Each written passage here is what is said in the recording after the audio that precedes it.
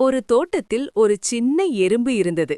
அது எப்போதும் என்னால் முடியாது என்று நினைத்து சோர்வாகவே இருக்கும். ஒரு நாள் அந்த எறும்பு தவறுதலாக ஒரு இனிப்பான அமிர்த துளியில் விழுந்துவிட்டது. தத்தளித்து பயந்து நின்றபோது அருகிலிருந்த பட்டாம்பூச்சி ஒன்று, "நீ உன்னை நம்பினால் எதையும் கடக்க முடியும்" என்று சொன்னது. அந்த வார்த்தை எறும்பிற்கு பெரிய ஊக்கத்தை கொடுத்தது. அது முழு மனதுடன் போராடி அமிர்தத்திலிருந்து பத்திரமாக மேலே வந்துவிட்டது. அன்று முதல் அந்த எறும்பு ஒவ்வொரு செயலையும் என்னால் முடியும் என்ற தன்னம்பிக்கையுடன் செய்தது. நீதி, விடாமுயற்சி மற்றும் தன்னம்பிக்கை ஆகிய இரண்டும் சேர்ந்தால் நாம் நினைத்த எந்த இலக்கையும் அடைந்து வெற்றி பெறலாம். இந்த ஸ்டோரி உங்களுக்கு பிடிச்சிருந்தா லைக் பண்ணுங்க அண்ட் சப்ஸ்கிரைப் பண்ணுங்க. உங்க கருத்தை கமெண்ட் பண்ணுங்க. Okay, bye bye.